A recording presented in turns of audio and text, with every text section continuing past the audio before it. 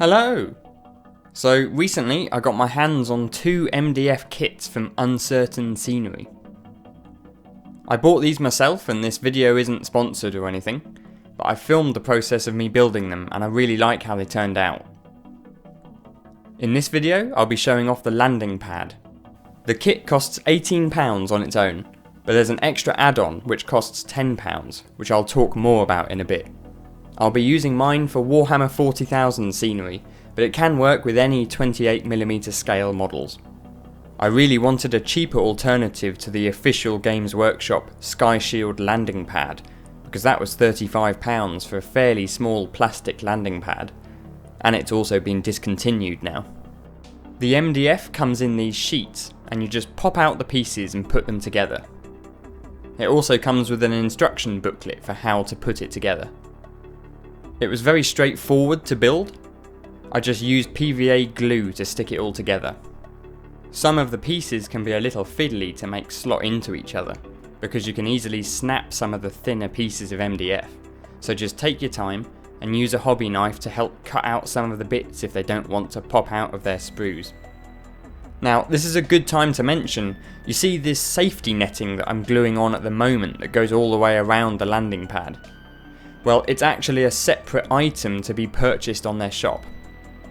While you can totally just get the landing pad by itself, I think this netting is really what makes the landing pad stand out and look very detailed, and I can't recommend it enough. It's difficult to show just how big this thing really is. Let's do some size comparisons. Here's a Corvus Blackstar for scale. And now a Dreadnought. An Imperial Knight. A Land Raider. And finally a Space Marine, which is teeny tiny compared to it.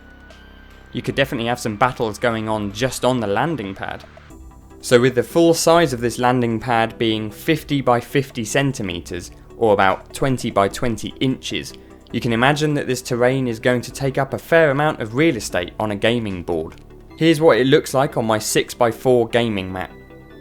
The tape measures show the size of the more modern 44 by 60 inch games that Games Workshop recommend for games of Warhammer 40,000.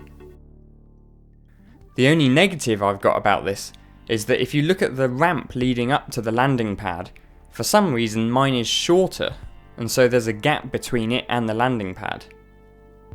Here's how it's meant to look, and as you can see it's flush.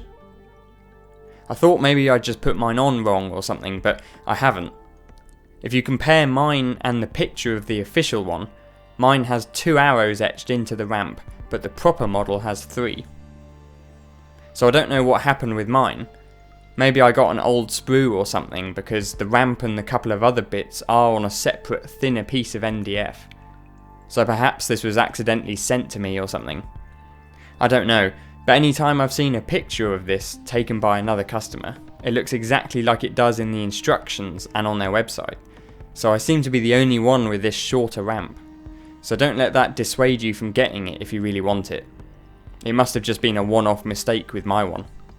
Some point soon I'll paint this up, and when I do, I'll link the video at the top and also pop the link in the description, and you can see what it looks like with a bit of paint. Thanks for watching, and take care.